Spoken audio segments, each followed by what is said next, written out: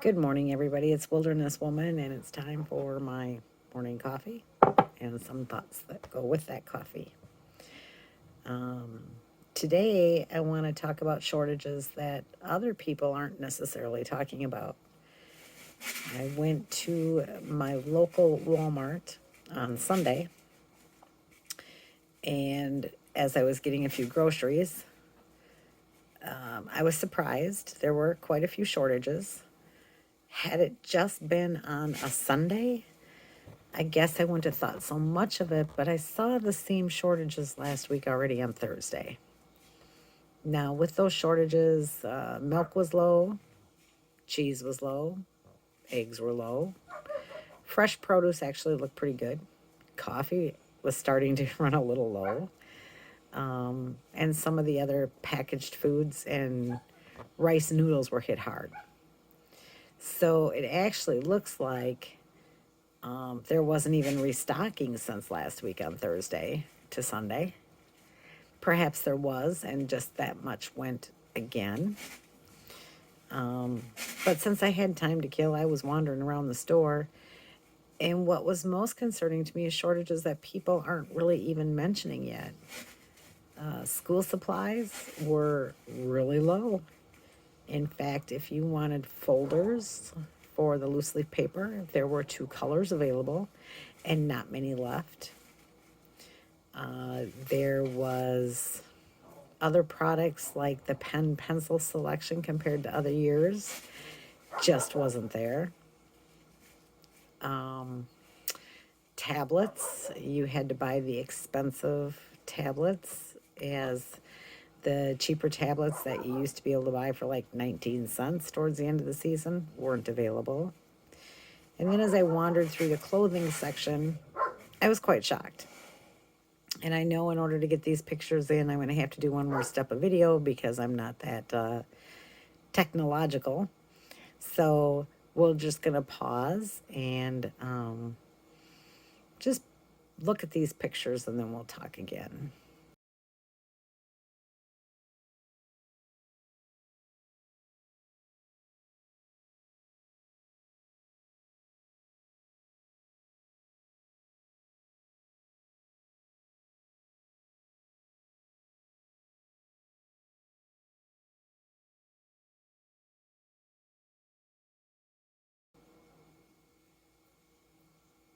Great. So now you saw the pictures that I saw.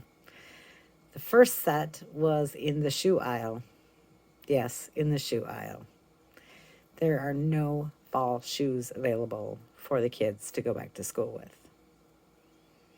That's pictures one and two. I was standing in the middle of the aisle and I took the picture from the left and from the right. Now, there are a few sandals there, but sandal selections are getting even pretty thin. The tennis shoes are virtually non existent for anything of quality for gym. And then the clothes. I showed you the one picture of the clothing racks. There were several racks throughout the store. You can tell these are fall colors, but they're hit so hard that if anybody hasn't done their shopping yet, they're not going to have much of a selection left. Jeans were hit hard. There was no fall heavier shirts, hoodies, zip up hoodies in stock yet.